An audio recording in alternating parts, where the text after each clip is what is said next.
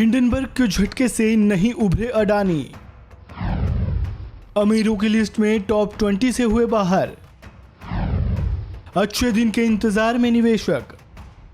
Bloomberg billionaires index के आंकड़ों में पता चलता है कि अरबपति गौतम अडानी की कुल संपत्ति सोमवार को 50 अरब डॉलर से नीचे गिर गई। उनकी कुल दौलत अब 49.1 अरब डॉलर है। महज एक महीने पहले उद्योगपति अडानी की कुल संपत्ति लगभग 120 बिलियन डॉलर थी, जिसके चलते वह दुनिया के तीसरे सबसे अमीर व्यक्ति बन गए। लेकिन हिंडनबर्ग रिसर्च द्वारा अडानी समूह पर एक रिपोर्ट आने के बाद अडानी की संपत्ति में तेजी से गिरावट दर्ज की गई है।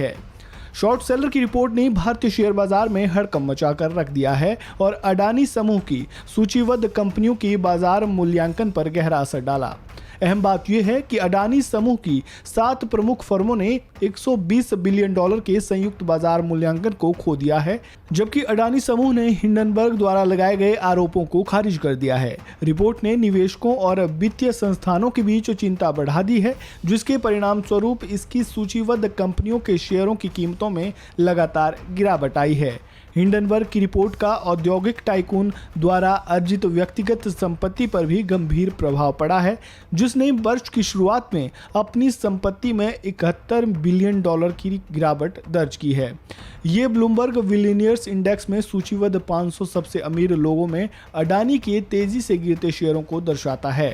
अपनी तेजी से गिरती नेटवर्थ के साथ अडानी ने मुकेश अंबानी के लिए एशिया के सबसे अमीर आदमी के रूप में प्रतिष्ठित संस्थान भी खो दिया है, जो 83.6 बिलियन डॉलर की संपत्ति के साथ सूचकांक में 11वें स्थान पर है। सूचीबद्ध कंपनी शेयरों के मूल्य में जारी गिरावट के बाद अब गौतम अडानी को अंबानी के साथ अंतर को कम करने या खत्म करने में और फिर से पहले वाले स्थान पर आने में कुछ समय जरूर लगेगा।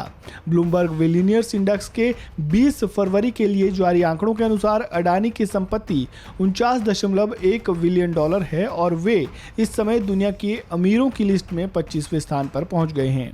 बीते 24 जनवरी 2023 को अडानी ग्रुप को लेकर अमेरिकी रिसर्च फर्म हिंडनबर्ग ने एक रिपोर्ट पब्लिश की थी।